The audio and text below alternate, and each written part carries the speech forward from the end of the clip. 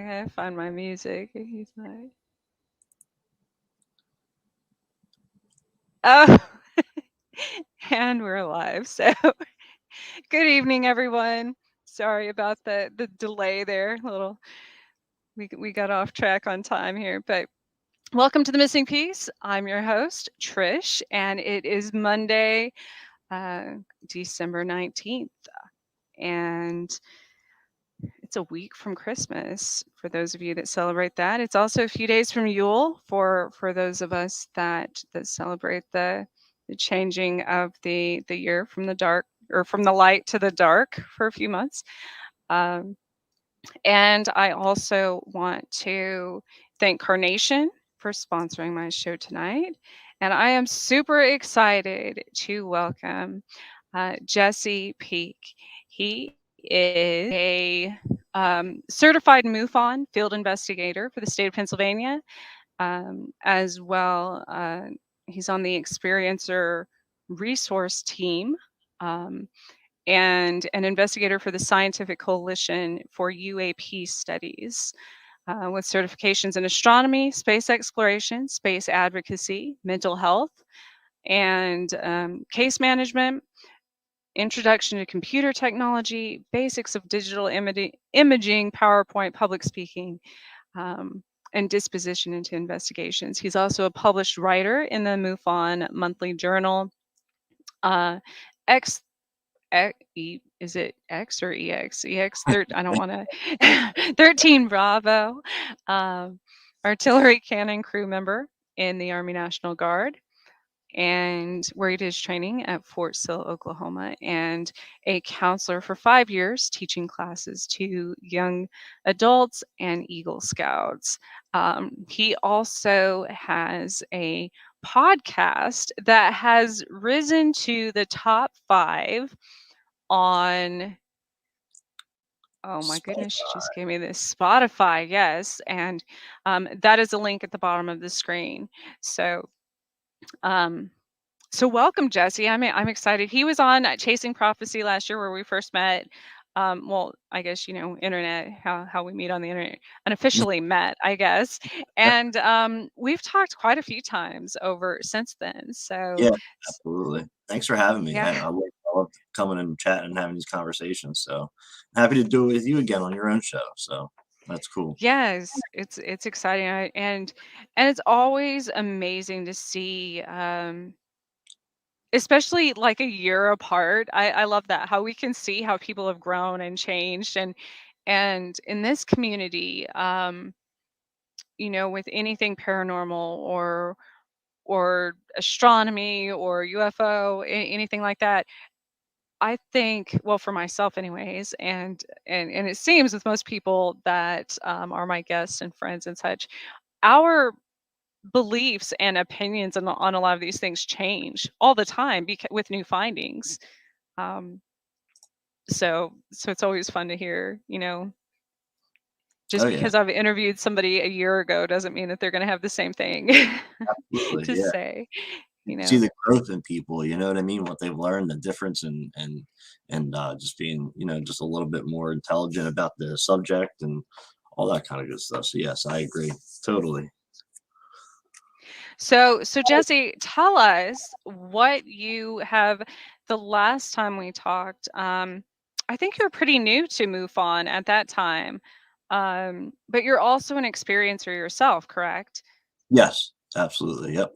That's why I got into the ERT with MUFON, the Experience Resource Team, because I've been there. I have my own experiences. I kind of worked through it to the best I could, and I thought it was at that point to start to give back to other people. You know what I mean, and help them through their process, like others help myself. So yeah, it's been a journey. Still have little things here and there, but it's died down for the most part. But yeah, I'm an experiencer as well. So now, for my audience, you grew up in Pennsylvania, correct? Yep, Philadelphia, Pennsylvania. So you've been in that same area all your life. Um, how do you think now that you've been in MUFON for a year, well, for over a year, but in this last year, and you've gotten to travel, meet tons of people in the UFO field, obviously, and everything. Um, this question comes up a lot on my show, especially since, everybody on Chasing is from Pennsylvania as well. Do you think, and some of our other shows, do you think that there's more activity just in general in Pennsylvania than some of the other states or locations in the world? Yeah, absolutely. When I first got with MUFON in 2019, I used to look at the statistics every month that would come out in the MUFON Journal, and they show you, and we even have an e-newsletter that comes out. It tells you which state, what part of the country, and how many. And Pennsylvania is ranked 7th all time in UFO activity sightings. Wow. That's just regular sighting reports alone. That doesn't include the experiencers in Pennsylvania. It doesn't include the paranormal. That doesn't include Bigfoot or high strangeness. So Right. just with that, I would assume that there's other things, and then with different weird structures that are found over in Pennsylvania from back in time, it's just there's so much historical stuff that has happened in Pennsylvania. And we only know the top layer of it. And I would love to go out there and start looking in the woods at some of these Druid tunnels they found out in Pennsylvania. Oh. Um, Oh, well, yes, that would be fun. But I was gonna say I've gotten lost in the woods in Pennsylvania by accident. And it's kind of like eh, parts of Virginia. You know, I've never been to Virginia. I only driven I, through Virginia, so I don't really know. what? I was legit. um, I went on my honeymoon in Pennsylvania to a weird 80s resort, and on the way there, we got lost numerous times, like because of construction and detours and all this stuff. And there were like um armed people barricading roads. So I'm talking about like the scary stuff as far as people in Right. Pennsylvania in the middle of nowhere. Like, so I can't imagine what else is in those woods. I was like, Well, today, I mean, people are a little crazier today. That's for no, sure. this was, like 15 years ago. So I'm sure it's fine now. No, but that so Pennsylvania though, I wish I had a diagram of it, to show like Kansas, is on specific ley lines that obviously they were on part of like the UFO highway. So there's tons of activity here, but it goes up, it kind of curves up towards um Pennsylvania, right? Like it goes right through there also. I believe so. Yes. Yes. I was talking to one of my Yeah. investigator about that the other day, the ley lines that run through, and they were talking about maybe putting, I don't know if you know what a MADAR unit is. I don't know if you're familiar with those, but Mm-mm. track, they track aircraft and aerospace phenomena that don't it tracks anomalous things. So it won't track airplanes and drones. It tracks other magnetic things that it catches. So it's a UFO detector all in all. And they want to lay them across the state where they're coming in and where they're coming out, so we can start tracking them and finding out where they're going and where they're coming from. But the ley lines Oh. here, they believe has a lot of activity, which is why they would like to do that and use that project.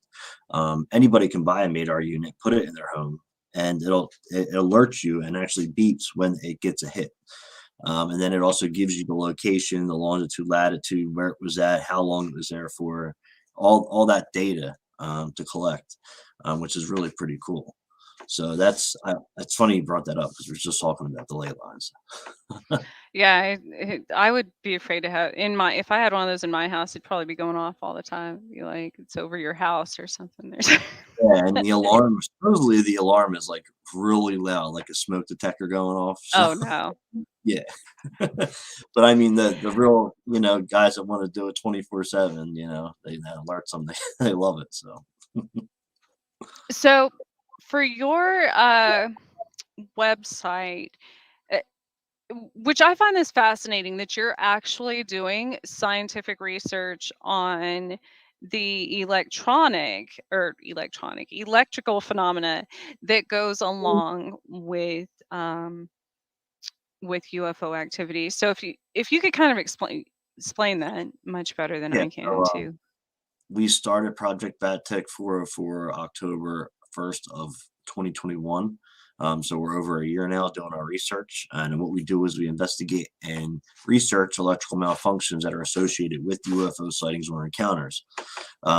So we created a database. We got into collaboration with CUFOS and other big organizations. Okay, what's CUFOS for people that don't know? The Center for UFO Studies, J. Allen Hynek, the UFO investigator for Project Blue Book. After he left Blue Book, he started his own organization to collect data on UFOs. It's still there in Roswell, New Mexico. You can go there. Don Schmidt, the Roswell investigator, now runs CUFOS. But we were sent over some EM information from them to put together with our research because most of the EM work was done back in like the 80s and 70s.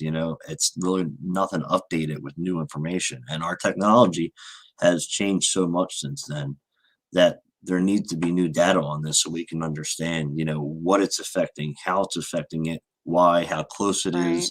The health effects from it is what we're going to be slipping into next because it can cause temporary blindness. It can cause radiation. It can cause training, all kinds of crazy stuff. But we created a database. We put it up there. We've published a couple papers, and we're still doing research now. And we hope to get to a testing phase at a certain point, maybe next year. I was going to have you put the website again in the chat room real quick, just for people that are. I can only put it in the private chat. Oh. I can't. For some reason, it doesn't let you do that on StreamYard. I can put it in our chat room. I send it in the private, so if you want to share it. Yeah, but anybody can report their EM UFO sighting or encounter to us through our email that we have, a reporting email. That'll get assigned to the closest investigator to that area. And then they'll contact you, get the information about your case so we can understand it more, log it in the database. And as of today, Project BatTech has the most accurate information on EM to date. With the historical stuff that we have researched, with the EM stuff sent from other organizations and from people reporting their recent EM stuff with newer technology. Nobody else has a database that's more accurate than ours right now. And we would love to get to a testing phase so we can start getting real actual data on how close these things have to be, whether this is some kind of part of their propulsion or if this is a button that they hit to make it happen on purpose, that kind of stuff. And there's instruments where we can actually recreate that and actually get some real data on it, scientific data.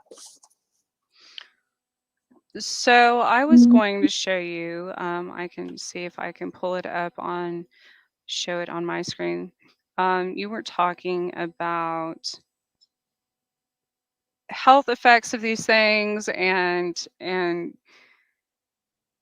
was like, that's perfect. Y'all could like make a book about my case, but most recently, it's funny that the name of your project as well.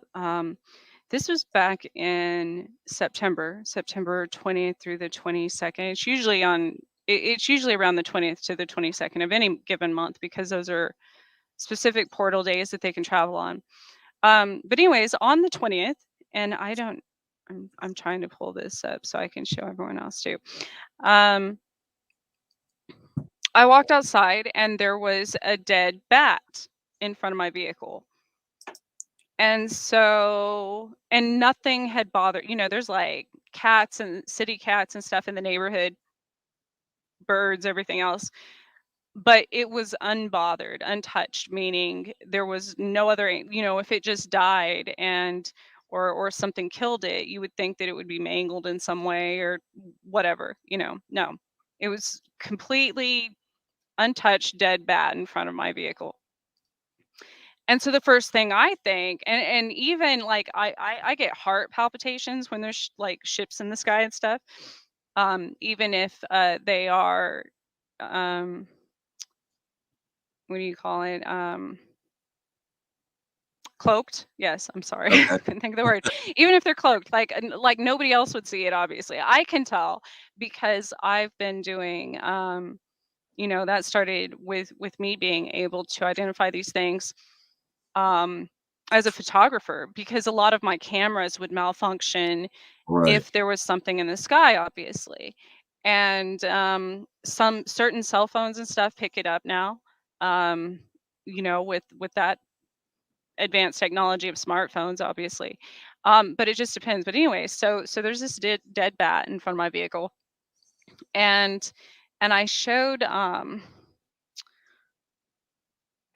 showed the picture to Joe when I think when I was on his show a few weeks ago, because um I was like, how can I prove this? Because I can see it, but nobody else, like, you wouldn't be able to tell unless you knew what you're looking for, right? And the only Right. reason I knew was because there was a weird backward shaped rainbow in the sky, like vertical.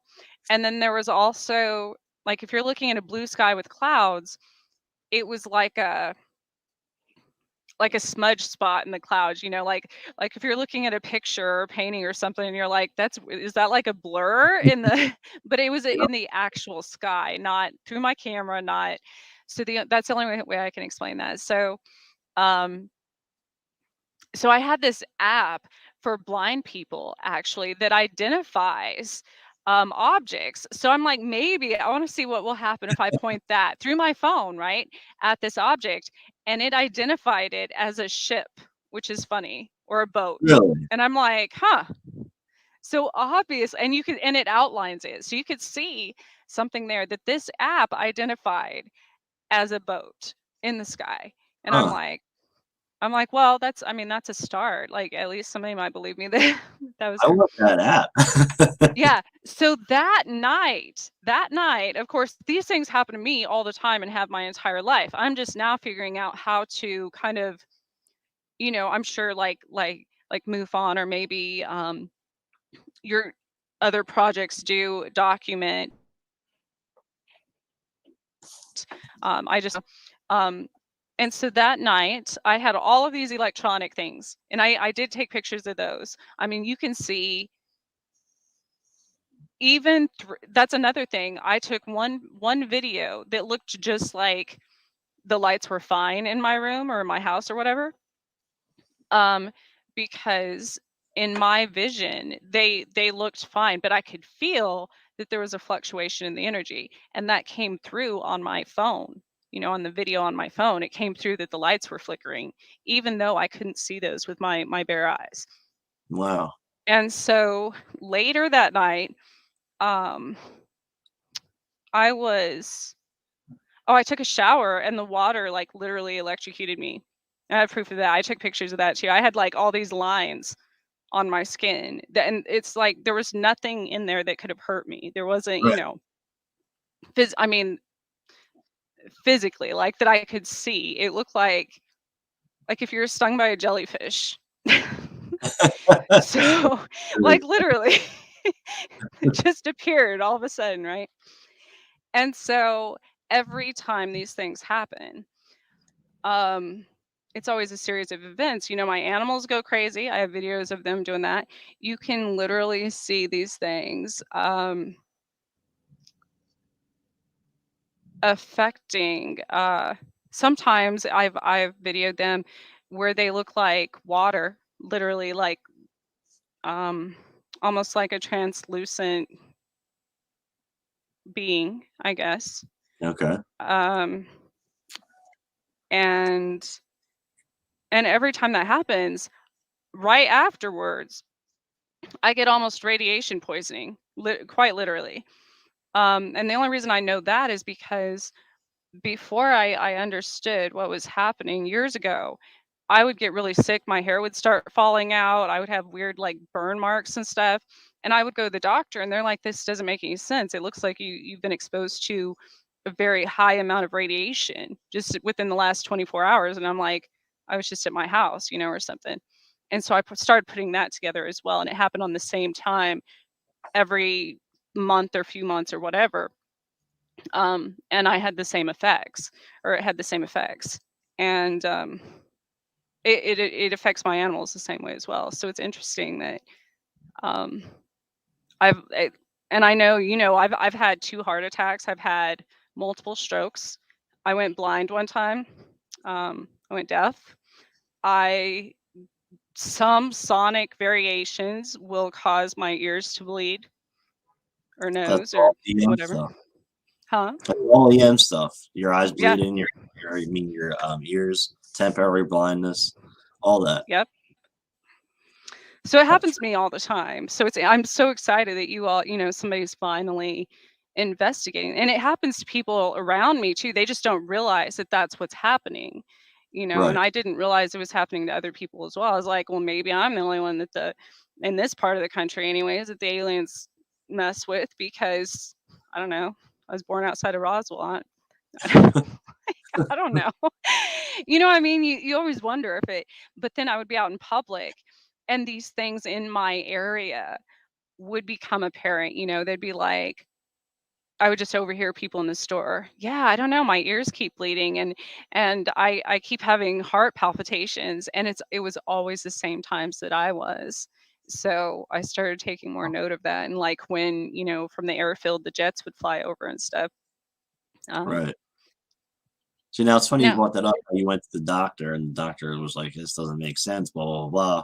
We're working on another Yeah. project where I'm head of the EEM part. It's called UAP Medical Coalition. We just started that up. I think it was in June. And what our main goal is actually to educate medical professionals on how to help experiencers that had exposures. So then if you go to the doctor, they can be like, okay, yeah, this is it, and not just mistreat you and send you away because most people are mistreated. All experiences, and there's only very few places they can go to get the help they need. So that's interesting you brought that up as well. I got to where I was almost traumatized from doctors because even if I went to the doctor for, a heart attack or something that they legitimately had a record of and the EKGs and everything for, and I would tell them my theory on why this happened or whatever, and it, they're very mean, very I bet. Oh yeah. I just happened to so after all of that started happening, I became very sensitive to electromagnetic energy myself to where I would even manipulate it, especially if it was right after I was taken, right after I was abducted, for months after. Anything that I touched I would almost zap out any remote control, I'd be very careful plugging things in.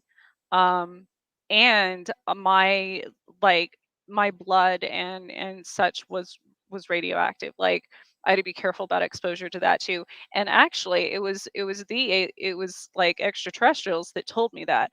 They're like, you have to I got a cut on my finger or something. They kept telling me control the leak. And I'm like, what? What is that? And then I figured out what they were trying, sometimes their messages, they don't always communicate in a linear fashion Right. like we would.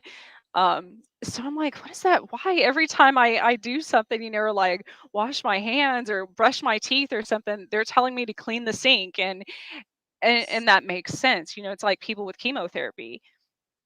Your bodily fluids are literally radioactive for so many, I don't months or something after you get it done. So Right. Wow. um so they have taught me some things, Sounds like but it. Very familiar with this.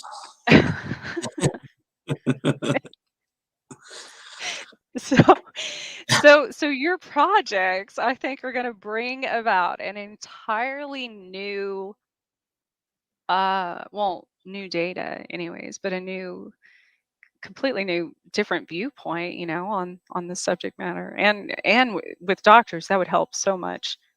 Yeah, that's definitely something that got a lot of people are involved now. It was three of us, and I believe now there's like 14 to 15 of us all working together. Brought the director of the ERT from MUFON. He's an ex-medical doctor. I just brought Oh, him on board. One of the other state directors who's part of the ERT, he's still a registered nurse. I just brought them as well and some people from my project. This way we can all get on the same page and help out. Ted Rowe, who's the director of NARCAP, he's the founder of this. There's a bunch of different people on it, and it's great. We created a forum. This way, anybody that's interested can get involved in the conversation. communicate on the forum with us, ask questions. You can go, we have a website, it's uapmed.org. Check it out. You can see who's all involved with the project. You can check out frequently asked questions, just see all the different information, the affiliates with the project, where we're getting information from.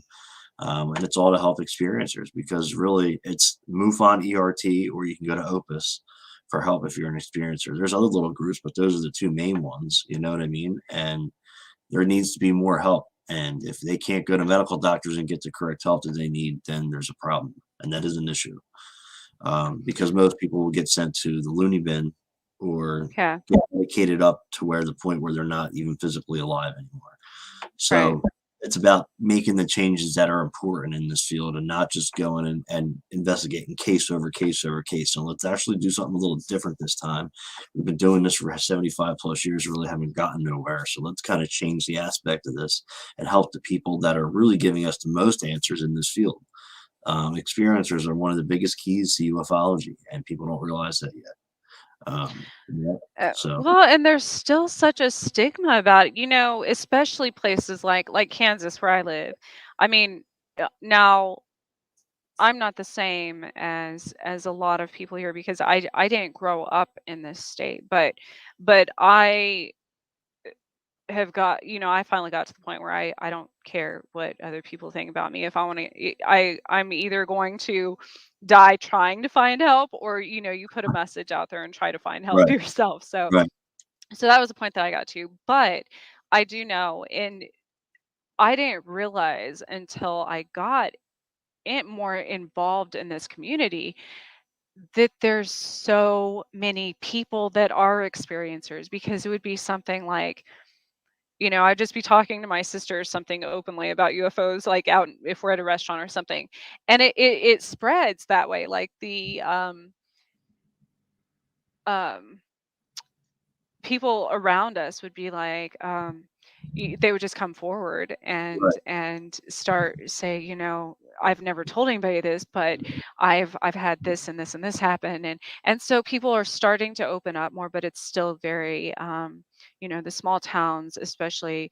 And I'm sure it's the same everywhere, but the small Yeah, I towns mean, in my area and we're stuff, there's, we're and experiencing like this right. religion, and I'm sorry. It kind of oh skipped no, a little I bit. didn't hear the last thing you said. Sorry. All right. No, what I was saying is, we're experiencing that now with some of the people involved in UAP Med. Some people can't go out public that are working on this project.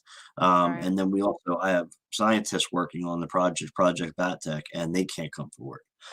When I was putting it together, I wanted to put all the team members on the website, and he was like, "Can you just leave me off because of my career?" And because he's in aerospace, he works for the Canadian Space Agency, and it's like he's worried about what the kickback would be if he comes forward that he's involved in a subject like this. And it's a shame, because people should be allowed to do what they want to do. And now with the government coming out and clarifying that this is a real subject and this is happening, you would think the stigma is raising a little bit, but it's still there. You know what I mean? Right. It's we got to get that going and get that taken care of. And I think the more information that comes out from the government, that'll kind of help. We're supposed to get that second report. It still hasn't come. We're still waiting on that, but we did. They did sign the new NDAA, so hopefully that'll have some good info coming from that. But we got to get rid of the stigma first. Well, and there's still, that's what I'm saying. Even if the government and media and everything else, science, um, is more open to all of this, obviously, there's still, because I do it as well. People still worry about what their families think, or what their Yeah, church, or whatever. um and I've been disowned from a lot of those things most of the time. So but I'm saying I understand why people, just like you said, the different people with their jobs and such, that is, right. Yeah, I um kind of I kind of got that feedback when I was started getting into this field. People were kind of like questioning me of why are you getting into this kind of stuff. But then I'd hit them with the fact is that there's things flying in our skies that we have no idea and can hurt people and kill people, and we need to yeah. figure out what these things are. It's a national security thing, and then they're like, "Oh." okay, now I get it, and then you get into the field, and after a couple months, friends and family start coming over every so often and saying, "Hey, you know what? That one time I had a sighting too," and you find out how many people in your family and friends actually had sightings themselves that would have never Yeah. said nothing to anybody if I wasn't in the field. And I'm telling you, there's probably a lot more than I can count. Let's just say. Oh, yeah. And another thing, um, see, I used to think that just because as an experiencer, I didn't know any different, and I didn't want to confront it in my own life that way. I just thought that every extraterrestrial visit or every UFO or things like that were all the same, basically. Right, It wasn't until I started embracing it and they started communicating with me and such that um, I realized that there is a very big difference. There's so many races of extraterrestrials out there that um, they're not all are good and not all are bad. right, Um, and it's interesting because it got to a point where it's like there was something else. Um, I was manipulated and taken many times by some of the bad ones, and it got to a point where eventually something bigger started protecting me and started warning me about the bad ones. Now, whether we listen to that or not, or do anything about it is one thing. Um, but after being in opening up more in the and networking more with people, even in the paranormal field, I've realized that many of those people are actually having um ET and UFO experiences. They just don't realize it, that they um brush off as something spiritual or paranormal. right. um which is another interesting, it's like just because of the patterns you see, Right, like when you're communicating with something through um electronic devices, it's not always a spirit. You know what I mean? Like I mean it is in a sense, but it's not necessarily like a spirit of a person. So, right. That's interesting. What is your but it's thought? hard What are your thoughts on the ancient astronaut theory? as far as Just like, what do you think of it? Do you believe in it? Do you think there's something to it, or you think that I don't know? Just wanted to get your opinion. I've been trying to get other people's opinions on this and what they think about it. If they believe it, if they feel that ETs really were here helping the human race in some type of way, building these megalithic structures and finding the inscriptions on these walls of things that are around today that weren't around back then, things like that. yes, because there's proof in writing. There's literally the writing on the walls, in that sense. um we already know, but it's like we try to brush these things off as humans and as a Right. civilization. It's like we're like, no, no, yeah, we see UFOs in Egyptian hieroglyphics, but that, no, we're smarter than them, so let's just No. keep I mean, it's like, absolutely, I think there was some, even the Bible, like there are pictures of spacecraft. I know. You know what I mean? Like, okay, they believed in it back then. And if you're thinking about, even when people think of thousands of years ago or whatever, you think of like caveman era type stuff, that it's like dumb people just kicking rocks and chiseling stone and stuff. No, no, like, you know what I mean? Like, because that's how it's been depicted to us, Right. when actually we're probably like, it's the curious case of Benjamin Button, where we went backwards. Like, we're getting dumber as time goes on, because um like, because everything is even medical um revelations, even science, everything is going back to something that was already discovered. You know what I Right. mean? Um, and so I believe the pyramids, the hieroglyphics, the geometry of it, um, was absolutely made by design, not default, you know? Yeah, absolutely. I think Eric Von Daniken really took the Bible and really kind of like in kind of got people involved in the UFO field because of how he was depicting the Bible and how it was telling people that this is actually really happening. And I think he was one of the ones that really opened my eyes and really got me into the subject because I mean, no one else really did it better than him in that way. And I loved how academia all kind of went after him, but he was telling the truth. Mhm. And that's kind of how that's the stigma thing is too. It's just all interesting. All the different rabbit holes you can go down and look Yeah. And I struggled with I have a book that's coming out next year. That it was supposed to be out this year, but I struggled back and forth. I'm like, I'm gonna get so much backlash over my theories from my experiences, and I get a lot of, well, as you know, I get a lot of weird messages, I should say, from other sides of things.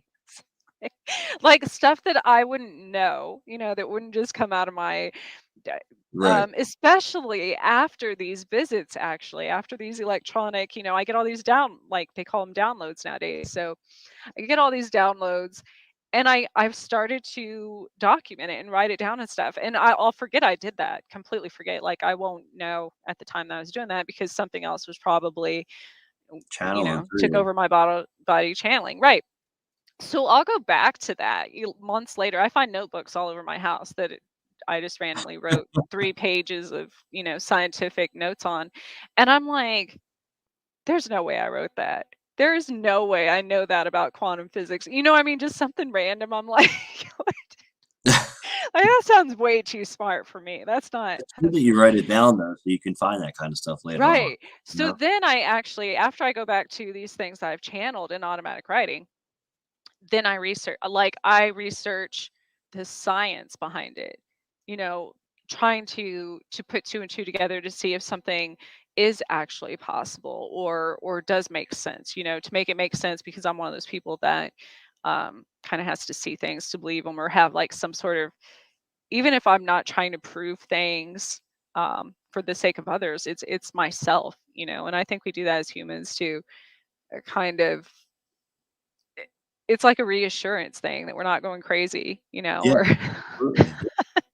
You know how many times that I did that when I was having my experiences? Like, I was doing things to maybe, like, see it like, when I came to, like, that this was actually happening, like, using memory foam and different things like that to see different imprints or, it's how Yep. how we're built, you know what I mean? And we don't wanna say to ourselves we're crazy, so we do these things to try to make sure that this is really happening to us. Now, when talking about the power, so, like, I've noticed with cemeteries, since I, visit a lot of cemeteries, not just because I'm a medium, it's in my pagan belief system. We honor our ancestors and the dead a lot in various ways. Um, but now I've noticed, because I started having um, more heart palpitations and such near cemeteries. I'm like, why is this? And every cemetery now has a tower near it. Have you noticed that? Like Wi-Fi towers, or I the have not 5G. noticed that, no. There's one by every cemetery in Kansas, probably, like every main cemetery. Hmm, And I was thinking that's interesting, because essentially you're like literally exercising the dead 24/7 by doing that, like. yeah, it's energy source, right? So so if we're trying to you know raise some demons in this world, then that's probably going to do it. So Yeah, but But I thought of that because there's always been a lot of UFO activity by these cemeteries, and I thought, I wonder if that has anything to do with the towers, like the vicinity and power grids and Wi-Fi towers. I believe that 100%. Huh. Definitely. And then You're, water you're too. in Kansas City, Missouri, right? I'm in Topeka, so Okay, because is but that but we close? have all this activity between here and the other side of Kansas City. Yeah. Yeah, because you guys just had a flap a month and a half ago, a really big flap. We actually got like over 100 sighting reports in Kansas City, and they only usually get like 30 a month. So there was, So that was probably October 6th, 7th. I have documentation of that. That's actually when I was like electrocuted in the shower or whatever. okay. That Well, that would was make sense then, right? that would have been wait, no, that was the September. That was like 2 weeks prior. The second time I videoed the stuff in my house too. My stove caught on fire.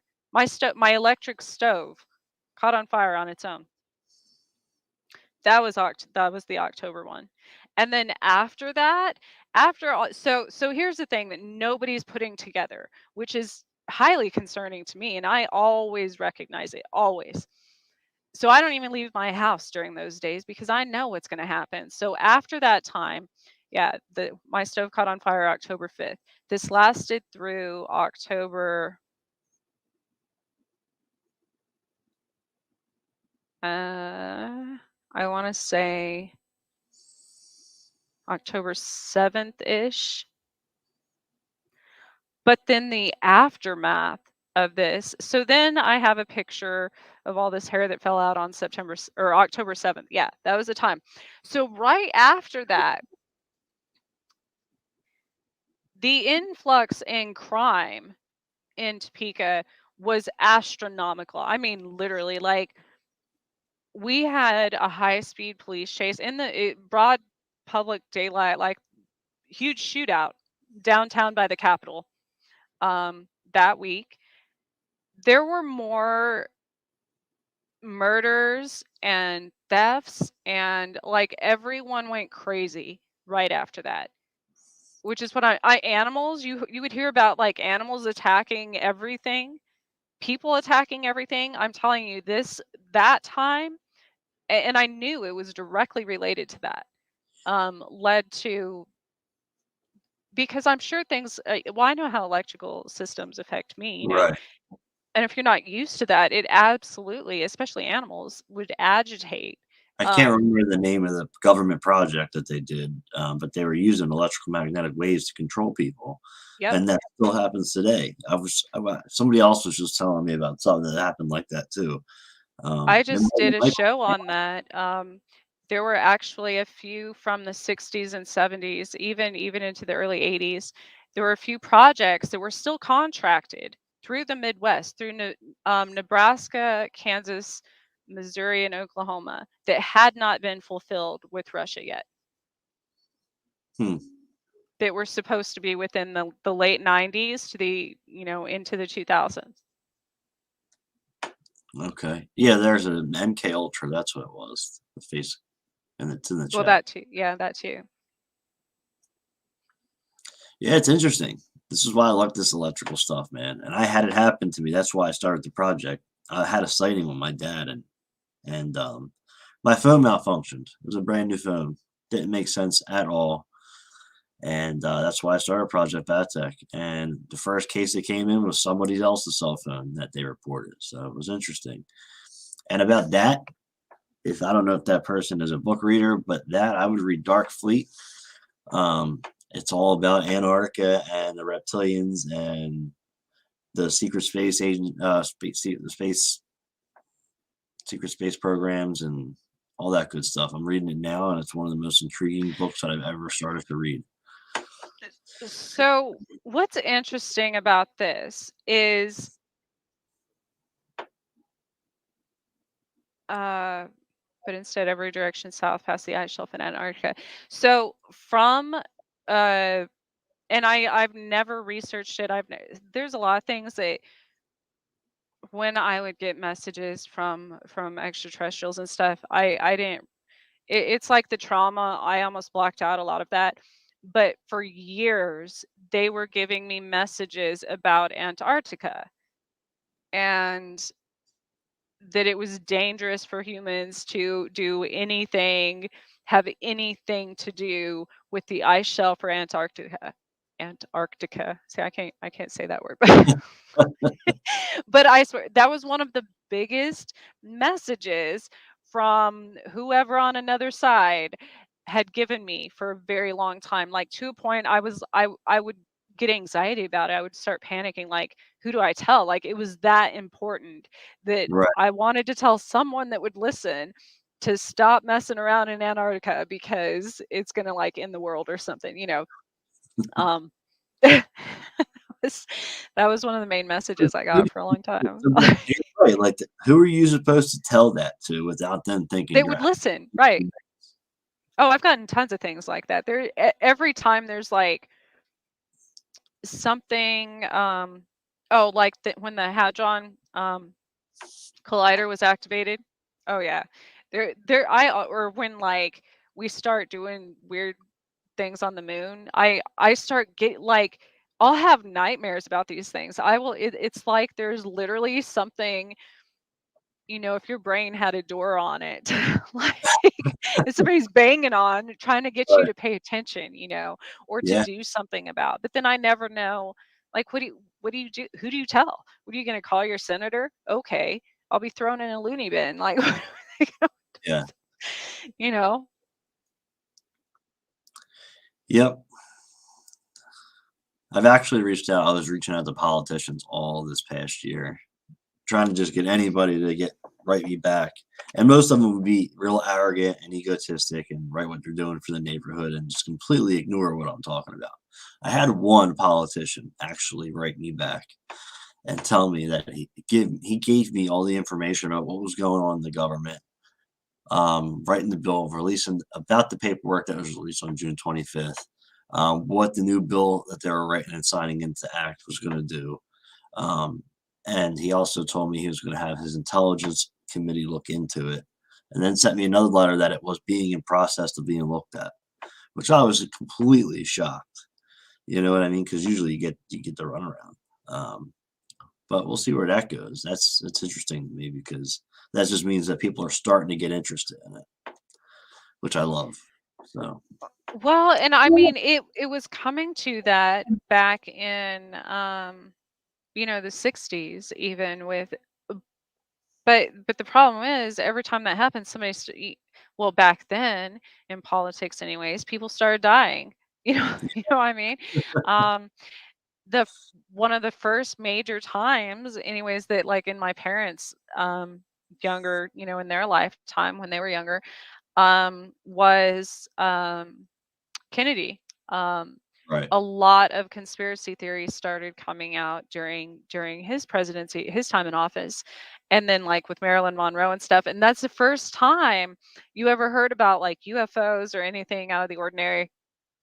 And then all of a sudden, you know, after the assassination, after she died, and after uh, um, those are major, you know, a major celebrity and the yeah, president, obviously. So it was such a huge setback until probably like the 80s, you know, I would say that it started kind of coming around again.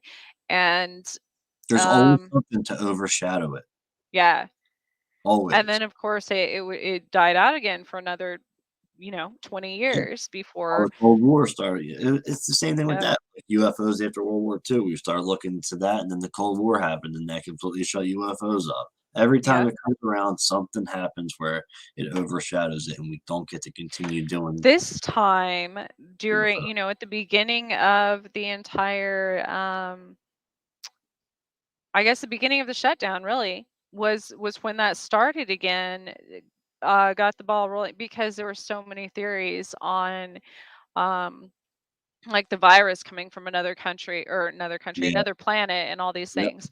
Um but again, the Russian Ukraine war shut that down. You know, people just stopped yep. Same thing with focusing, I guess, on Oumuamua. that. Oumuamua was real big for a little bit, and then you heard nothing about it anymore. So it's always So, did you notice, speaking of moons, this last full moon that we had, what was that, December 6th or something, I want to say. yeah. Um, like I live by the moons, so I usually, you know, keep track of that. But um, that specific moon was the first time in 14 years that Mars, which I couldn't really see it here because the weather and it was overcast for during the entire time of the full moon, but was the first time that Mars almost, it was almost like a lunar eclipse, but with Mars instead of the sun and the Right. moon. And did you have any increase in reports during that time?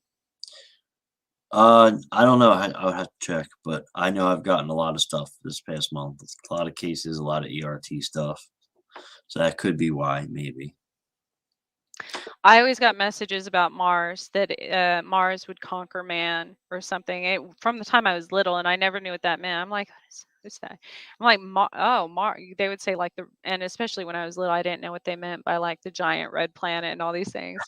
Um, so that's always something. Every time I think of exploration of Mars, I think of that because that was a very um, repetitive message as well, that about Mars. So I don't know if something bad is on Mars and Antarctica and Yeah, but I'm an advocate for the Planetary Society, so I try to keep up with everything that's going on in space, like the meteor shower that just happened a couple nights back, all that kind of stuff. But sometimes it's just too much all at once to pay attention to every little thing that's going on. I overlook stuff sometimes. It happens. and see, that's what with me, I don't research these things. I don't, unless something comes across my radar intuitively to research, then obviously I do. But otherwise, I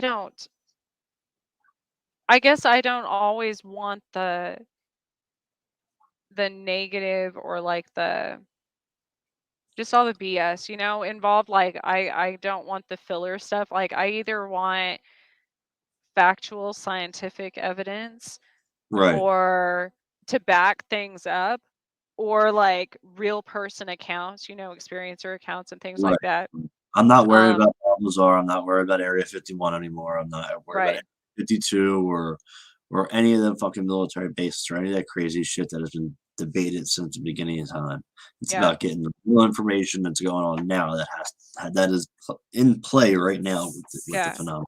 So things now that I research are absolutely, when I know this is coming, I know how it's going to affect me. I already deal with that. So I've gotten that conquered, kind of. You still never really get that.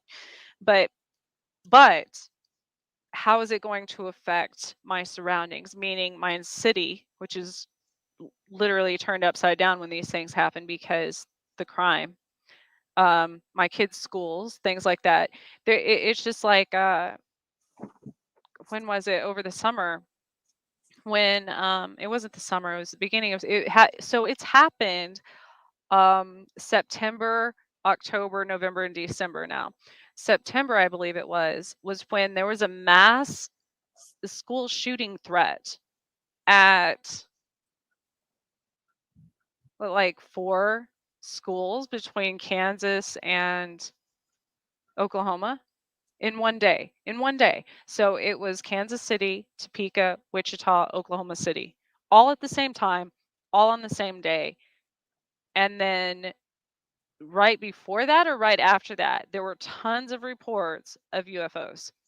So things like that are what is more important to me than, Area 51 and things like that. Absolutely. I agree totally.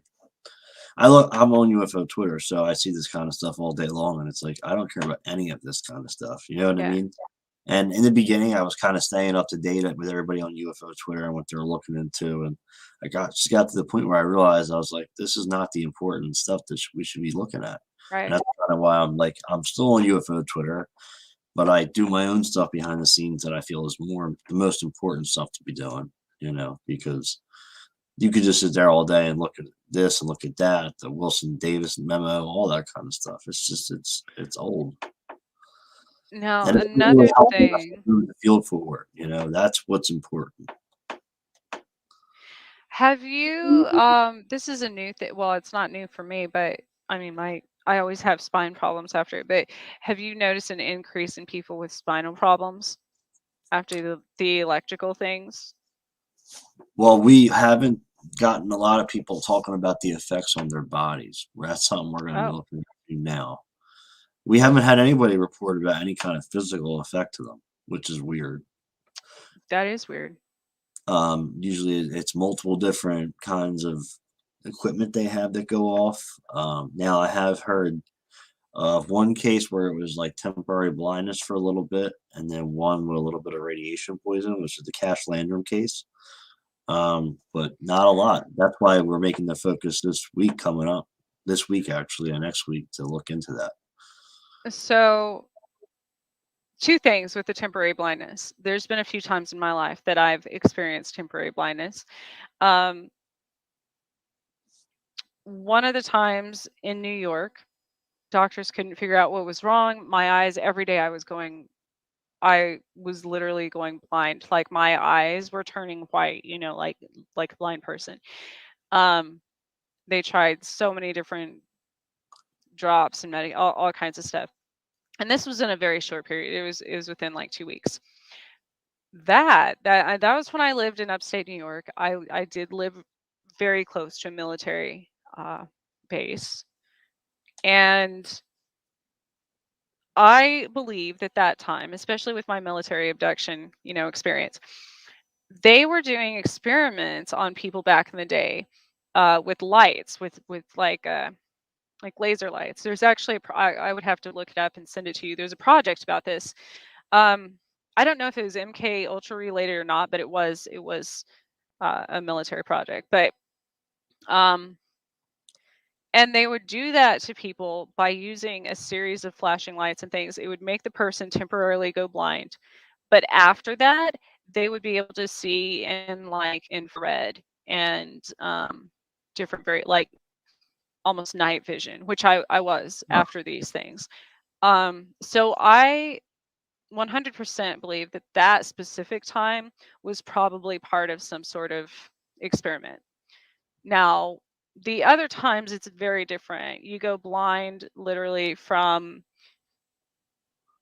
the change in frequency. Um, I'm going to explain that, but different vibrations and frequencies cause so many different health issues with people. And different ships, when they enter our atmosphere, our environment, um, if it changes the frequency too too fast, it's almost like divers. Like you can't just come Right. up Can't just come out. because your lungs will collapse, right? So what it does to humans and animals and plants, any living thing in that area, it's too much of a change too fast, and that's what would cause the blindness. Um, That's interesting for sure. um, See, we were also looking at there's what's it called? Cosmic rays that bring in extra frequencies and yeah, EM naturally. So you got to solar count that, flares too. right, and that too. You got to count that plus the ship. You know what I mean? Is it, and then also is it the propulsion system too doing something? That's a big question I have. Is it the propulsion system, or are they specifically pressing a button and making your electronics malfunction? And that question keeps coming up again and again every time someone wants to talk to me about the project. They're like, yeah, I really want to know if I'm doing this, or if it is the propulsion system. Like, to know that difference would be a huge step forward. I think it's both. I think it's both because That's how, yeah, I always am warned when I can't go out in the sun because of the solar flares specifically. Like specific solar flares, I 100% know on those days how that's going to, because everybody has electric cars nowadays too. And I hate them. I would rather go back to, like, I want like a 1970 or 80 something vehicle, because I don't want anything electric. I'm telling you, like, because those days, if I'm out driving and there's a solar flare, and I know they like, I'm alert. I don't know how. I don't know who's telling me these things, but I know when these things are coming, probably because I have AFib, and I could have a heart attack. Um so apparently I'm supposed to be living for some reason, but um it my check engine light on my vehicle will come on. Like, street lights will start flickering and stuff. And that specific time, I know there's a difference. Like, I know that's a solar flare, and you could probably Right. track on those days that there were um I don't know what there's a website that measures that. I don't think it's through NASA. I want to say it's do you know what I'm talking about, that measures the solar, like the increased sun variations in different parts of the world? I don't I know don't know what what it's it's called. called. I know what you're talking about though, the different variations, the output of the solar flare. Yeah. Um, but then on other days, you know what I'll see? You know what message they send me? Is Sonic. Like the restaurant Sonic. Yeah. And I'm like, why do I keep seeing Sonic or hearing about it on the radio? And then I'm like, oh, that's what's gonna happen. And then sure enough, within however many hours or whatever, it's like we get hit with the Sonic um, type of influence. One of the first papers that I published for the project, it's called Diesel Engines and EM. Before the year, I don't know if it was 74 or 76, but before that, diesel engines were never affected by UFO sightings. These diesel engine trucks would be sitting next to regular combustion engines, and the combustion car would completely shut down the lights, everything, and not work, and the diesel engine would still run. But the radio and the Wow. headlights would go out, but the engine always stayed fine. And then in 74, 76, what they did is with the emission standards got put in place. So they then changed the way the engine was built. And from that point on, they were also affected along with the combustion engines. So if you really want to get away with this, get a diesel engine that's older. Well, and I think it was probably you that we were actually talking about that last year, because I was telling you how my dad, back in, which is interesting, back in the 70s, converted a vehicle he had. He put a You did, propane tank yes, you did say this. I on know. it, and it made it like a hybrid gas Right, propane, um and just for the reason it could go, he could probably go like 1,000 miles before he had to get gas again or whatever. But right. I'm like, that's interesting. If usually people that are abducted, it follows family lines and Yeah. stuff. So Yep. even if he didn't know that was happening at the time, like, you still start doing things subconsciously, or because something else is telling you, like I said, that might be trying to protect you.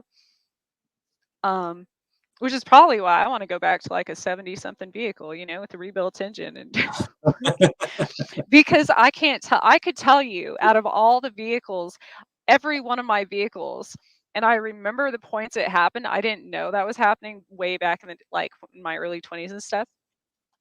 But now that you start remembering these things. I'm 41 now, so um I started remembering. I'm like, oh my gosh, I had an Explorer Sport, and it would just stop in the middle of the road when I was driving at night for no reason. And I would take it into the shop. It would have to be towed or whatever, and they couldn't find anything wrong with it. And it would start up fine 24 hours later, all the time. And now thinking back, I'm like, Gotta son suck. of a, yeah, I know. I'm like, They start son of a, every time they stopped my car. Like, God. they're probably like, she's crazy. Why does she keep bringing her car here? Yes, yes, and it wasn't just like that. So I bought a brand new car, right? And then the same thing happened, and I'm like, no, I swear. Like, it's just, but they knew it when, like, the truck driver and stuff. Eventually, they would be like, no, it won't start. We don't. Like, so it wasn't just me. I mean, it really wouldn't start. But yeah, there was never anything. They couldn't find anything wrong with them over and over and over. Like, I can't even tell you how many times that happened, and it was so. And I didn't know at the time, but now looking back, I'm like, son of a. You realize it. Yep. Yeah. Yeah. That's crazy.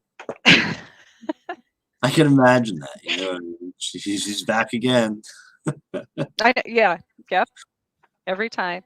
And I would have weird stories too. And now thinking back, it's kind of like, well, it's like victims at crime scenes. You take their report, and even a few days later when they go to testify or something, where they're calmer and they're much more, their thinking is much clearer and things. Do you look at the initial report and you're like, what? What? It sometimes it's not very comprehensible. And so thinking back at these things, I'm like, did they not realize that in my story I said that this happened at 2 in the afternoon and I called the tow truck at 9 at night? You know what I mean? Like, Right. nobody thought about the missing 7 hours. Like, what did I do in that 7 hours on the side of the road? You know what I mean? Like, Right. it's terrible. You're having some EM issues right now. Oh, I know. But I think I do that. I've determined with a lot of my guests on my show, if we have a lot of energy, it starts affecting electronics around us. I affect lights and stuff all the time myself, but Okay. you're Yeah. talking about doctors. I knocked out, after my last heart attack, I knocked out both my doctors' EKG machines when they got Really? near me, and almost his TB. Huh. Yeah. But luckily, he was the first one I've ever met that had studied the electromagnetic effects on the human heart. He was a specialist in that area. Have you ever tried like getting readings from yourself with like an EMF reader and all that kind of stuff? No, but it would probably be interesting. Yeah. I'd want to do that immediately. I'd want to use an EMF, electrical magnetic field, radiation field, and electrical field, and then use the infrared thermometer to see what your levels are. Huh. Never thought about that.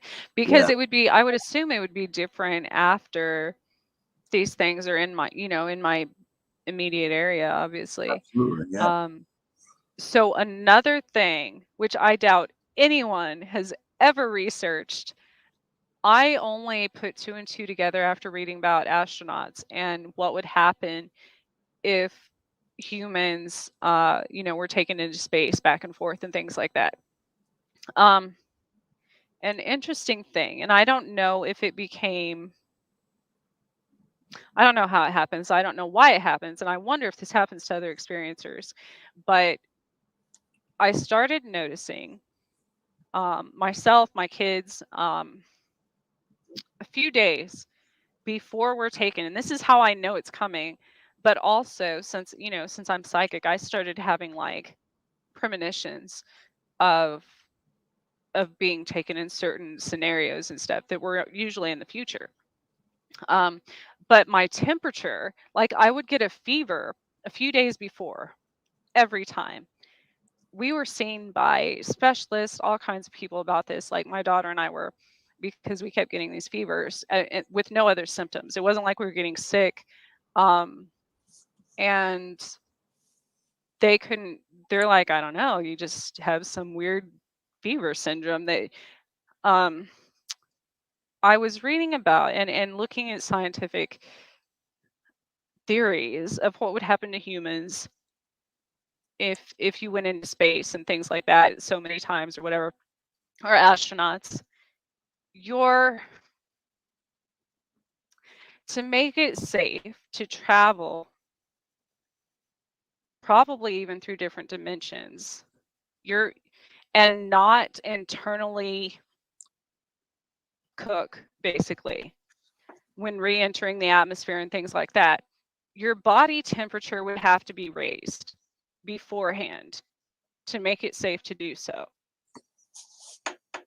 And I'm like, that's interesting that that happens right before I'm taken somewhere else outside of my own reality and exist. You know what I mean? Um, because if that's the case, then what's like, does my body automatically, do they trigger something that Right. causes it to do that to make it safe for us to travel to another place? You know what I mean? Right. That's interesting.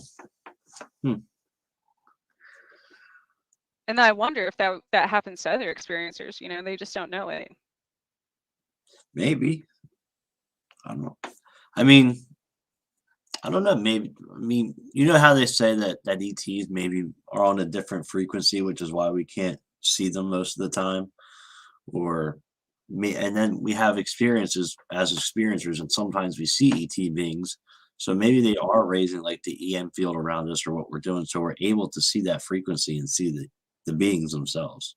So I would, maybe. That's how mediumship works. You know, that's how I tell people that all the time. That's how certain people can see spirits. It's like cats, you know, or Yeah, they, that was big in my experience. yeah, they see different uh an entirely different spectrum of color than Right. humans are even capable of doing. But as far as me communicating spirits and seeing spirits, if I go to a haunted location, I know, and I'm sure other mediums do this as well, you have to, like, I have to lower my frequency to be able to communicate with lower vibrational beings. Right. And I think that's also why I've always been able to see them. Not that I lower my vibration, but because my field of sensitivity to it is probably a little bit more well, more sensitive than some people's. And I think that's the case with a lot of um, you know, especially a lot of people in the paranormal field. Right. Huh. The same with cryptids and stuff too. And I tell people that all the time. I'm like, it's not that they're not always there. If you go in the woods, elementals are like 100% always there. You just can't see them. That's interesting. Now, if you raise your vibration, many of them vibrate at a much, much higher frequency than humans. Humans vibrate at like five, what is it, like a level 5 frequency or something. Many of these entities are like in the hundreds. Like their Merkaba, literally, like their life force, their chi moves faster than the human eye could detect, and that's why they come across as orbs and things like that. Um, Now, if you raise your frequency, if you eat right, if you eat a clean diet, if you exercise, if you're happy, if you music and color and art and things like that, if you have a balanced lifestyle, that's when I started encountering more of the higher vibrational beings. Okay. Well, that would explain. I get that. Absolutely. You're seeing more purely. Right. And that includes interdimensional beings. It's just hard to do that in this world because everything affects your vibration, everything. Um, I was reading how if you live near train tracks, if Yeah. you live near a bridge, the vibration through the ground can have negative effects on the human body. Well, it's just like when I got my EMF reader that does magnetic, electrical, and radiation fields. I mean, the TV is so outrageous. It's mind blowing. The Yeah. alarm goes off on it when you turn the microwave on. Our Oh yeah. cell phones, you know. And Every refrigerators, washers and dryers, you know. yeah, and it's like, what is this doing to our body? You know what I mean? That's what I think about too. Is it hurting us? Is normal? Is this why things happen in certain areas, or you know what I mean? So, There is a, and and you it's like, know, when it, what's a healthy level, and what's not, too. but there was a point I was so sensitive to it. My heart was so sensitive to like Wi-Fi towers and stuff. It was so depressing because I didn't know where I was going to go to get away from it. Where they're everywhere. Yeah. Satellites are everywhere. So I couldn't go out in the woods, that's where I really figured it out because I was on a hike with my friends and we came around a corner to a tower that was disguised as a tree. But Right. I Yeah. kept my heart rate got faster the closer we got to this thing. And I'm like, oh, but where would you go to get away from it? Y- Well, if you watched, and this is true, if you watch Skinwalker Ranch, they take the people that are having the encounters and they put them inside that the metal box where the corn stalks usually are. That blocks EM and electrical fields and magnetic fields, so it can't affect you anymore. Wow. You just answered like why I'm not affected. Um, my parents live way out in the country, and their house is metal. A lot of people in Kansas have like the metal siding, Yeah. Yeah. and there's cornfields, like obviously all out in the country, and not only am I not affected by these things there, but 100 like I have been abducted probably 100 feet from their property line before. Um, and I'm pretty sure my dad witnessed it. And I 100%, but it was like a wall that stopped at their property line. And I'm like, that's weird. Why do I always feel safer? But it's Right. probably because they're like literally in a metal box, basically in the middle of a cornfield. That's gotta be what it is. Yeah. Huh. And everybody that they would put in there would start feeling better after a little bit, you know? It blocks the way. And my old house also didn't affect me as much, but I thought about this. Like it still probably had lead paint in the walls. Which isn't good, but it's good in No. this scenario. And I had the old, metal blinds, Oh my um, god. and then I slept with a, weighted blanket. So, if you want to not be abducted, you can get metal blinds, have lead paint, and basically a metal blanket around, and you'd be fine. Like, there's Wow, we should write a little list for people. oh, I've got all kinds of Excellent. stuff. Yeah. Oh my god. There's certain ones also, they've told me this too, that my tattoos, anybody with a lot of tattoos, basically, the, sometimes they can't, it affects them.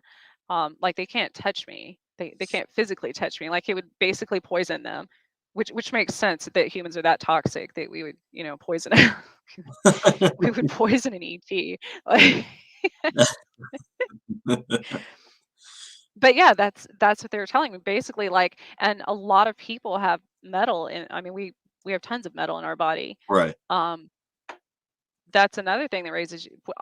So when I got Lyme disease, I started eating healthier and basically a completely raw, clean diet and detoxing from any type of electronics. Like I don't watch TV, things like that. Um, I typically, for the most part, don't have my phone around me during the day. All that when I stopped doing all of those things is when I started being able to see more things, but also communicate with more things that were beneficial to helped me. Okay. So you think the readings allow like staying away from the electronics allowed you to be able to communicate, to lower your Yeah. frequency? Okay. Well, to raise it. Yeah. Raise okay. Yeah. So getting rid of the electronics would raise your frequency and not lower it. So how would you lower your frequency with more electronics? Lowering your frequency is doing things like not getting enough vitamin D, like sunlight, things like that. Not eating, like eating processed foods, um, basically everything that's bad, drinking, smoking, things like that.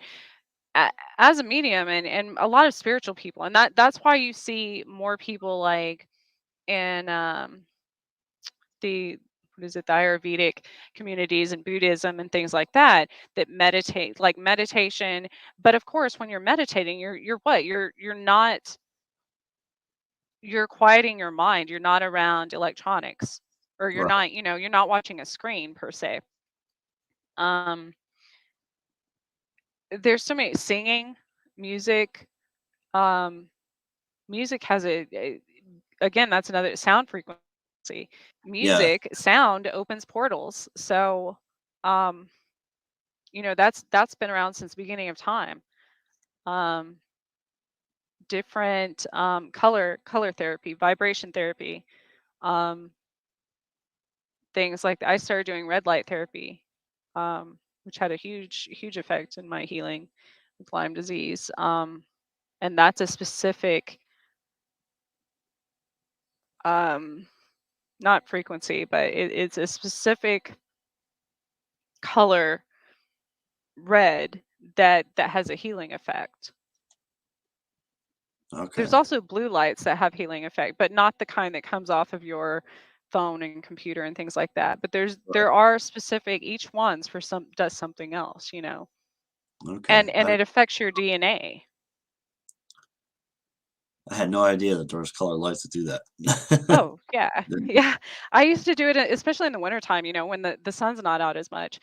And I would tell my clients as well as a personal trainer, if you go to red light therapy, it increases your collagen production, it increases your vitamin D production.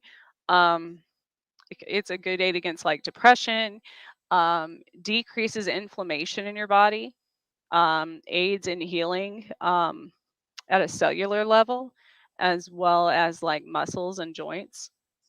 Um, all of those things, because anything electromagnetic, which has been seen a lot of times at like Skinwalker Ranch, people will have brain swelling and stuff. Anything electromagnetic can cause inflammation. Um, so red light therapy kind of counteracts against a lot of those things. That's interesting. I never heard about that before. Well, Ex- and I'm sure that's actually probably from ET technology. Come to think, come to think of it, they use a lot of different color therapy, as well as it's used in like the cryotherapy and the like laser surgery and things like that. It's just good to recommend to experiencers that are having issues, you know what I mean? Yep. To help them get to a better state. Now, is it any kind of lights that you just go to the store and buy, like, a red light bulb or, like No, no, no, no. Um, there's only two places in my town that have it actually. Um, one is like a tanning place, but so it's like a tanning bed. It's literally like a pod you oh, stand it's in. red light therapy, and there was a red Right, light but it's not a harmful UVA, UVB rays, okay, so like a tanning bed. I Huh? have done a red light UV bed before. You have So, done that? yes. It's essentially, if it's called the red light therapy and the healing, yes, then that's what it. But you have to do it.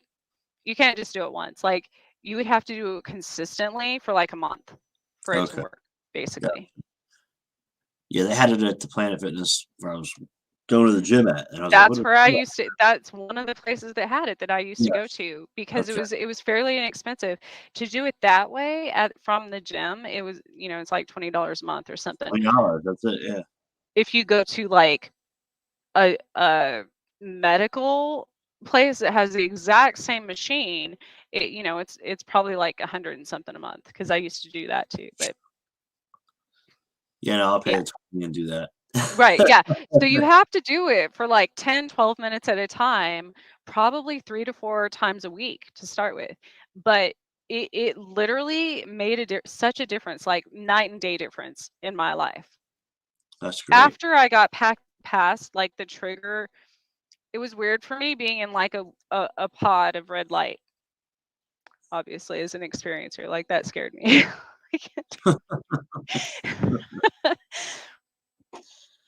Oh, man. So what's the But yeah, blue that light? even helps your hair grow back. That actually increases it, helps your hair follicles. So So what does each color do something different to the body? it does. How many are there? I mean, is it literally every color in the book, or is there only certain colors in the book? No. I believe it's only red, green, and blue. Red and green. Um, because those were the original colors. Like that's literally what makes up our DNA basically and everything in the universe. So um there's so many different variations of it too. That's interesting. So if someone's having like a bad paranormal experience, ET experience, what are some things that you know that work to help to stop the negative experience? Besides sage and Palo Santo oil, and The reason, do you know why those work? why? Well, I'm just asking, like, what your opinion is on Well, why those work. I know that the Palo Santo oil has to be natural and organic, or it will not work. And I Mm. just hear that it's a good thing to burn in each corner of your house, but you have to say the saying with it as well. Do it every day. Put the Palo Santo oil on your body. Do the same with yourself, and then burn sage throughout the house too. But it can't just be done once, like you said, with the lighting. It has to be done every day. I don't know why exactly it works. I have no idea. I mean, shamans used to use it, so Well, right. I mean, I do have, yes, there is a spiritual side 100% as far as certain it's more because of the plant or the tree that it's coming from, um is also an energetic being or entity, but the reason, which is what I went to when I said like tattoos and stuff. So there was one time when something really bad was coming, and I knew it, and something else warned me beforehand. And gosh, they're trying to get me not to say this too, because it helps people. But they're telling me like anything, any type of perfume, cologne, oil, anything at the time that you have available. I got to where I used to carry around the most obnoxious perfume from, like, it was like my grandma's or something, from that kind that like makes your eyes water. It's so potent, from like you which is what it does to them. So that's the same thing of like, these theories of eating garlic and certain herbs and things like that. That's why. That is exactly why. So there are certain beings that are bad that cannot, they are so sensitive. They absorb literally everything. It's almost like sponges in our atmosphere. They absorb smells and tastes and oils and stuff, and it's so harmful and obnoxious to them. It's like poison to them. And I'll tell you the craziest story of why I know this, because that time when I knew something was coming, and nobody would believe this, but if you ever have an experience again, and it, the new iPhone, well, this was a few years ago, but it was my iPhone. When iPhone started being able to identify something, like a frame in a picture, Yeah. like a person's face, and a lot of people started doing like, thought it was identifying ghosts and stuff. Yes. So when I knew this thing was like in my living room or something, and I couldn't see it with my own eyes, which I can see spirit, so I knew it wasn't a spirit. I put my phone up. I couldn't see it, but I could see the square, and I sprayed air freshener, and it like zapped out my phone, and this thing went crazy. Like, I'm like, huh. So my mom was right when I was little, and she said she was spraying monster spray and used the air freshener can or something. Wow. It probably literally kept them, because they cannot stand strong scents or taste or anything like that. So How if about you like slather on lotion, cologne, whatever you got, if you're about to be abducted, it'll work. that? Like, That's good to know I've that. come up with some crazy. I know nobody's gonna believe me. They're like, whatever, Trish. Yeah, y'all are gonna be wishing like during the apocalypse. You're like, shit, I should have written down all these things that she said. I should have been watching the Missing Piece with Trish Mo. Not just watching it, taking notes. I'm serious. People think I'm crazy, and then it'll come out. Watch, they'll be like, "No, we've investigated like something." It always happens that way. Like, I'm like, because my family does this. Like, they'll be like, "Didn't you tell us that years ago?" I'm like, "Yeah, yeah, but now you listen because somebody says it on TV." Like, Right, right, absolutely. like the car thing. Yeah. Oh my Here, God. everybody's getting electric cars, and that's stupid because they're either going to get hit with an EMP or they'll get abducted because they can just shut it down anytime they want. Or your car will get possessed and lock you in it itself, you know? Yeah, I'll never ever have an electric car. Mm-mm. It's stupid. It's just so stupid. It's ridiculous.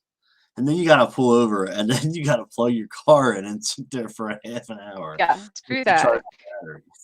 I live in a place where, like, to go anywhere is at least 45 minutes between towns. Uh, So we'd be screwed. Like, yeah. because I think they only last like 50 minutes, you know, without a charge or something. So, Yeah, I'm good. I don't want none of that. I laugh at people when I see them driving. I'm like, and then I see them at the gas station sitting there, and it's like I pump my gas in 2 minutes, and they're still sitting there for another half an hour. I'm laughing at them. Like, yeah. what's wrong with you? And I've seen videos where they blow up at the charging, or like the charging station blows Yeah, up. telling you to catch fire. Yeah, it's No, insane. no, thank you. I've already been struck by lightning and like electrocuted and stuff. There's no way you would get me to be charged like Maybe having some fun with you. mm, We got Trish to get an electric car. Yes. no way. Humans could actually, you know, if we harnessed our own power, we could power the entire planet for years, for probably the rest of our lives if we wanted to, but I then believe it. nobody could profit off of it. So That's all it comes down to is profit. Gas, all of it. Electric. I That's what. want to. So, what's your theory on that these things aren't coming from outside of the Earth and outside of our universe, but from within the Earth? Yeah, that's something that I've been looking at for the past couple months. Probably the past 2 months, I've been really looking into that. And I'm reading that book, Dark Fleet, which really gets into it. How they came here and took over, and then they wound up moving underground. And it's like we call them extraterrestrials, but maybe they've been here just longer than we have been here, and maybe we're some kind of you know seeding from them, something else, something that they created. Hmm.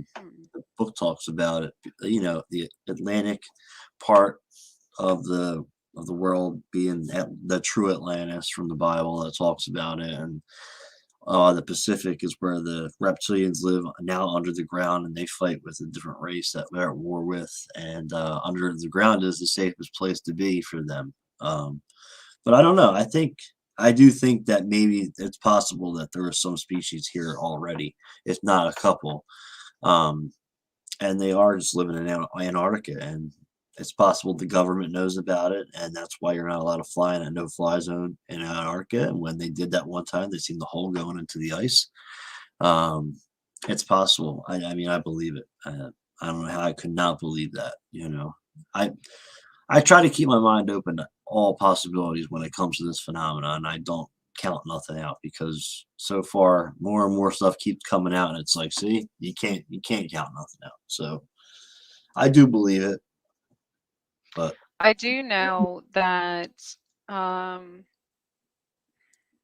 there's a lot of them that travel through water yeah, because it's actually like water, even fog and things like that, which makes sense because there's more mass in fog, you know, obviously, or rain or lakes or anything than just air. So right. And water, um, I mean, there's so much more water. That'd be the number one place to hide if you're going to hide underwater. right.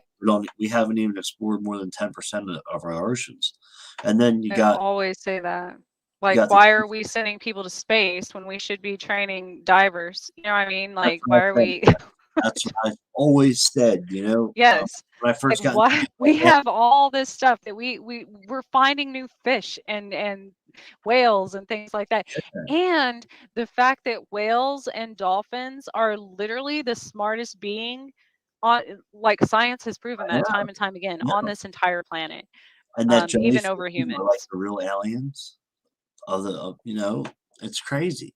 And it's like you're spending all this money and we haven't even Hmm. searched all the jungles yet either. Oh, and Yeah. the mountaintops and all that. And there's like, we could have there's probably things here that we could find that would really help this planet in general. And we, Regular civilians find shit every day on like Google Earth now out in the middle of the yeah, ocean because they're doing more research than scientists are. yeah, yep, absolutely, And they'll all of a sudden discover like a new, bigger right, shark or something that we didn't even know existed.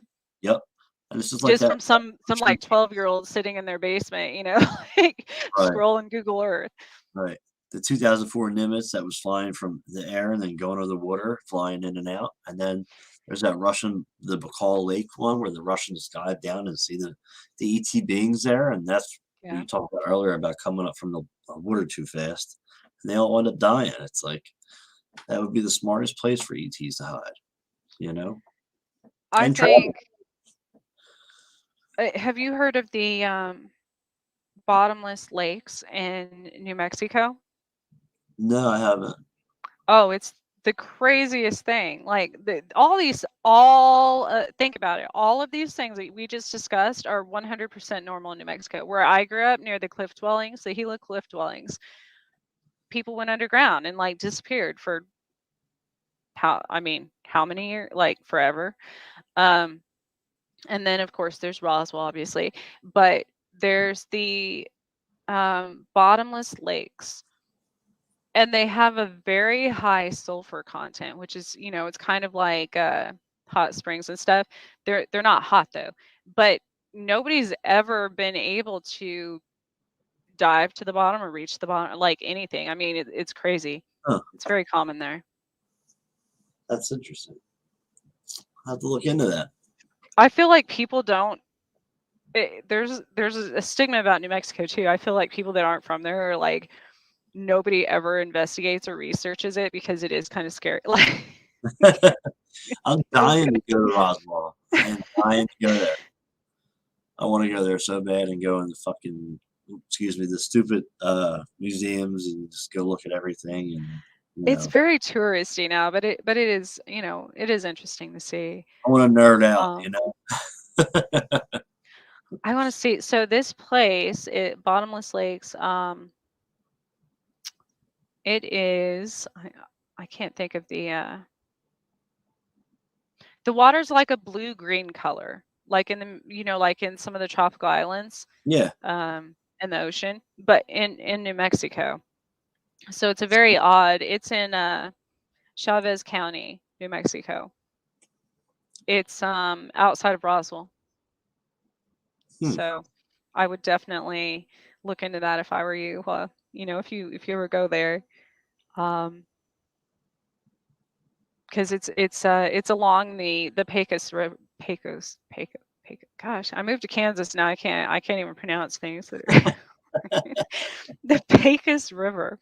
But it's been there. I don't know if it was discovered or established in 1933. Um, but they're small, like in diameter, but there's no end, like they're deep. Hmm. And then another thing which you should look into um, is Carlsbad Caverns. They have the flight of the bats. There's, I don't know, thousands, if not millions of bats that live in the caves there. I do not want to go in those caves then. Have you ever Oh, seen it's caves with amazing bats? though. Yeah, but then isn't there like bat poo all over the ground and roaches running around and Um, it's really cold in those caves, so and there's still a lot of water and stuff, and they have the what is it, like the stalactite, what are the crystal thing. It's yeah, real like, so the bat, is it guano? Is that what it's fauna, called? yeah, Like, something like that. yes, it has created. It's crystallized. It's actually really interesting. I almost became a scientific researcher, um, and moved there this last year Wow. for that specific cave. I would have lived like right outside the entrance to the cave, actually, and gotten to research the bats, which would have been amazing. Um, the reason all of that, and the name of your, the project, and the dead bat outside my truck, the reason all of that's interesting to me is because I'm a lot like, after studying bats and dolphins and all of these different birds and animals that navigate via sonar, which is vibration, right? I can identify with that because it affects me. The way I know that these different ships is why they affect me so much, or even like sonic, uh, different sonic fluctuations and sonic warfare and things like that, is because it makes me very it I get my directions turned around, almost exact opposite. Like, I'll be so confused as far as my coordination and things like that is how it affects me, and I would assume that's how it affects these animals. Huh. With their ability to navigate, and maybe even like people, it would be interesting to see when these things happen, because I can tell on those days also there's weird car accidents, like people be driving off bridges and stuff, that just don't happen on a normal basis. I Right. mean, they do, but not that many in a day. Yeah, there's definitely something to that for sure. You know, and it's just like when you see like the birds and the flocks, and you see them all fall out of the sky or something at Oh once. yeah. I've seen that a couple different times. It's extremely strange looking, but it has to do with some kind of magnetic field or something changing the way the air is, or the space and time, all that. But I really want to know like how the brain reacts to EM and how it all works. We have some stuff, papers that were sent to us, and a couple things that I found, and I really want to dive into that and look at it, and see the I different would ways. start with biofeedback. What is that? That's basically the fluctuations in your brain activity, like how each person, and the planets affect these things too, and the moon. So you also have to take into account that. Like I research my own biorhythm um, charts, which everybody has, but people don't realize how much planets and the moon affect us on a physical level. So you have to discount that first before you start getting into any outside factor affecting it, because every moon is under a different planetary phase, right? Every full moon. Well, every planet affects different organs differently. For instance, this last one was in Gemini, the full moon, which affects your throat, and your fingers, circulation, things like that. So if you notice during those times, you're more susceptible to injury on that specific part of your body during that specific time, which Huh. has nothing to do with electronics or UFOs or anything else. It's it it's 100% based on um, the combination of increase in electromagnetic energy with the moon and whatever planet is affecting that part of your body. That's why it's like dangerous to have surgery on, if I was going to have throat surgery, I wouldn't want to do that on a Gemini full moon, because Right. I'm probably more likely to be very injured or die, So where do you find this information out about, what moves what at the time and what it affects on your body? Is there somewhere specific? Um, yeah, there's actually tons of information on that. I think even NASA has an educational um site on certain, and I can find the specific ones and send it to you, but um because they actually started putting together the astrology and astronomy from our ancestors, from thousands of years ago, from what they found in caves and in Egypt and things like that, and even especially like in the Greek and Roman times and stuff. They were big into that, and they started actually looking more into it and taking it um considering it more realistically as something that was scientifically based. And once you get down to it, it is scientifically based, because if you studied a person's cellular structure during those times, um, and how the moon's energy affects the human body, which obviously, if it affects animals and tides and everything else, we're mostly water. Of course, it's going to also affect us. Um, and then you take into account the different, position of the poles and where a person's located and things like that also make a difference. But there's tons of sites that will tell you what planet affects what organs, and then Okay. you just go by like, okay, if this planet affects these organs, then you look at, next month, the moon's, I don't even know what the moon's going to be in next month. But then you pay attention to what organs that planet affects. I'm gonna have to keep that in mind and pay attention to that, because that's interesting. I've never really thought about that, and didn't even know that was really a thing. Oh yeah.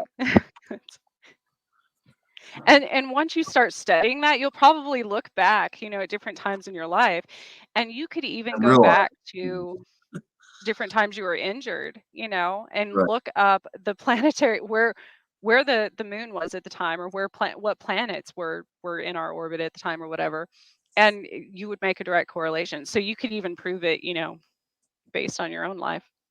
Okay. Planets affected by. Now the trick is, as humans, if we paid attention more to that, then we could probably prevent a lot of ailments during those times. Absolutely. A lot of stuff that we need to start paying attention to in this world that we don't. That would help in the long term for sure. I've thought about that also. I'm like, what if all this time they're not coming and constantly like abducting us? What if they're coming and constantly like it's like ambulances all the time saving us from something stupid we've done? Like shit. Why That's we can't leave them alone for 5 minutes without them screwing something up. Those damn humans. Like, what did they do? They're gonna kill themselves. They gave us a soul. They gave us a soul, and they made us feel and be emotional and all that good stuff. So what do they expect? Right. Really, you know? They took I've the G. often wondered too. Have you seen that interview that everybody thought was, I mean, obviously, um, fake back in the day? It was probably 15, 20 years ago, maybe not even that much. Um, it was with a gray alien, and like sitting in a room, interviewed by like the FBI or CIA or something. I don't remember. And he said that he was us, but in the future. I hear that a lot. I hear that comes up a lot, a lot, a lot. Yeah. And I've thought about that. I'm like, well, if you think of it now, if we lose all humanity based on numerous factors, people are becoming more and more, I guess, numb to bad things. You know what I mean? Like, there's not a lot of the more violent video games like kids play, and the more Yeah, yeah, wars we have, and the more we just start becoming less affected by it, it seems like. And so even with AI, with artificial intelligence, eventually you're taking out the human energy right. from writing and talking and art and everything else, to where even cars, like they have cars that drive themselves now. They have semi trucks that don't even need drivers that are on the road. You know what I mean? Like, you're taking the human out of humans, basically, and about out of our entire world. Yeah, it's So not smart. eventually we probably would become, you know kind of emotionless, and um wouldn't have a need for things like different facial features and hair, and all of the things that Everything would. make us unique. There would be no personality in life. No, there'd be no color. It would all be gray. Literally, like, they're gonna get mad at me. I'm not saying, but what if they're trying to like go back in time? We know that time travel is a thing, so obviously. So what if they're trying to redo everything so we don't get to that, you know what I mean? So we don't get to that point again. That's possible. I mean, maybe. All possibilities are endless when it comes to this. I think they can do just Wow. about anything they want.